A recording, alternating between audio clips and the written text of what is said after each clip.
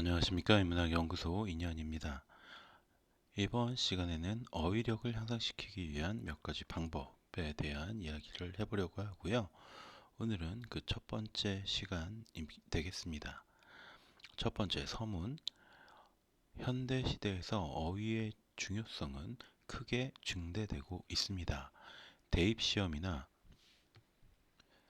취업에서 면접의 비중이 확대되었기 때문이죠.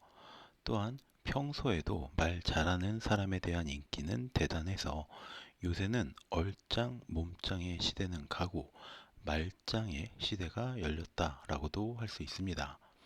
그렇다면 이 중요한 어휘력을 향상시키기 위해서는 어떤 방안이 있을까요? 우선 어휘는 무엇인지 그 뜻을 살펴보겠습니다. 어휘, 보캐블러리는 일정한 범위 안에서 사용되는 단어의 집합이라고 정의할 수 있고, 어휘력은 말 그대로 어휘에 대한 총체적 지식이라고 정의할 수 있습니다. 김광해는 어휘를 이해하거나 구사하는 일에 관한 언어 사용자의 능력이라고 정의를 하고, 이를 양적 능력과 질적 능력으로 나눈 바가 있습니다. 여기서 양적 능력은 어휘의 양과 관련되고, 질적 능력은 단어 및 그것과 관련된 단어에 대하여 알고 있는 이해의 정도와 관련이 됩니다. 두 번째, 어휘력의 향상 방안. 첫 번째, 토론을 위한 향상 방안. 토론을 통한 향상 방안. 위에서 잠깐 언급했듯이 대입 시험에서 면접과 논술의 비중이 높아지고 있습니다. 그렇기 때문에 요새는 초등학생부터 토론식 논술 수업을 많이 받고 있습니다. 토론은 자신의 의견을 합리성과 정당성을 갖추어 상대에게 효과적으로 주장하는 설득 행위라고 할 수 있죠. 따라서 자기의 의견을 논리적으로 정리해서 표현하는 것이 중요하고, 필요하다면 각종 관련 자료들을 가능한 한 많이 수집하여 활용해야 합니다. 그러나 토론은 자신의 의견을 일방적으로 주장하는 행위는 아닙니다. 또한 자신의 지적 우월성을 과시하며 상대를 망신주려는 말싸움도 아니죠.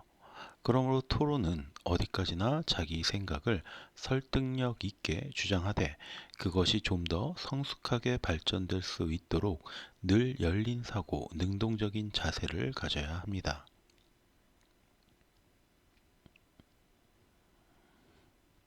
토론은 어떤 주제에 관해 폭넓고 깊이 있게 이해하고 표현하는 활동으로서 참여자의 독해력과 사고력, 표현력과 창의력을 높여주는 종합적 지적 활동이라고 할 수 있습니다. 저도 몇 곳의 회사에서 아이들에게 토론식 논술을 가르쳐 본 적이 있는데, 요새의 토론식 논술 교육은 참으로 다양해져서 책을 읽고 신문을 보고 영화나 만화를 보고 나서도 토론을 먼저 하고 나서 토론의 내용을 바탕으로 논술문을 쓰게 합니다. 가장 기억에 남았던 것이 모 방송사에서 다큐멘터리로 만들어 방영했던 갯벌에 대한 프로그램을 보고 토론을 했던 것입니다. 갯벌의 생태계를 보존해주는 것과 갯벌을 개발하는 것 중 어느 것이 더 좋은지에 대한 토론을 했던 것이죠. 네 명이 두 명씩 짝을 지어서 서로 각자의 주장을 펼치는 것을 보며 흐뭇했던 기억이 있습니다. 하지만 대부분의 청소년이나 기성세대인 어른들은 그 아이들보다도 토론의 실력이 떨어집니다. TV에서 나오는 토론 방송을 보면 우리나라의 토론 문화가 정말로 후진국이구나 하는 생각이 듭니다. 그것은 습관화되지 못한 탓이라고 밖에는 할 수 없죠. 솔직히 저를 포함한 학교를 다니는 동안 한 번도 토론이라는 것을 해본 적이 없을 겁니다.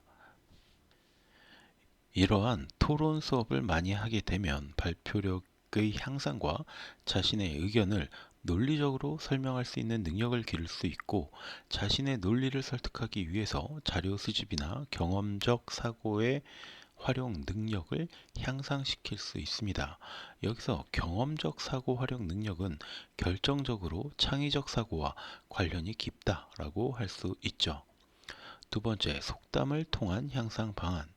속담은 옛날부터 말로 전해져 내려온 풍자, 비판, 교훈 등을 간직한 짧은 구절로 이언, 속언이라고도 이야기합니다.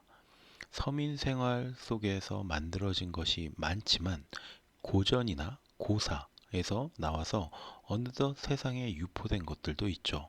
어조가 좋고 간결하며 표현이 정확합니다. 속담은 이렇게 우리들의 일상생활에 흔히 쓰이고 있습니다. 효과적인 속담의 사용을 위해서는 속담의 의미를 정확히 파악하고 이해할 수 있어야 할 것입니다. 학습자에게 속담의 의미를 이해시킬 때는 여러 가지 학습법들이 동원될 수 있지만 여기서는 창의성 신장과 어휘력 향상에 기여할 수 있는 방법들을 생각해 보도록 하겠습니다. 예, 주어진 속담의 의미를 파악하고 하나의 단어로 표현해보자. 1. 10번 찍어 안 넘어가는 나무 없다. 노력. 백지장도 맞들면 낫다. 협동. 콩 심은 데 콩 남고 팥 심은 데 팥 난다. 인과성. 처녀가 애를 낳아도 할 말이 있다. 변명. 핑계. 양반은 얼어 죽어도 겹불은 안 쬐다. 허례허식. 체면. 이렇게 주어진 속담을 한 단어로 표현하는 학습을 통해서 어휘력의 향상을 가져올 수 있죠. 우리가 살아가며 사용하는 어휘는 한정되어 있다고 합니다. 단어를 찾아가는 과정에서 학습자는 더 많은 단어들을 접하게 되고 속담의 의미는 하나의 단어로 머릿속에 남기 때문에 더욱 오랫동안 그리고 쉽게 기억할 수 있을 것입니다.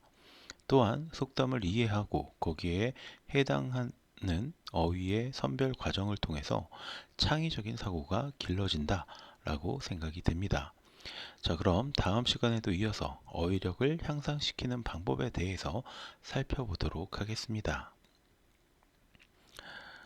자, 그럼 오늘 이야기는 여기까지 마치기로 하고요. 저는 다음 시간에 또 다른 컨텐츠로 찾아뵙도록 하겠습니다. 오늘 제가 들려드린 이야기가 여러분의 흥미와 호기심을 조금이라도 만족시켜 드렸다면 구독과 좋아요도 부탁드리겠습니다.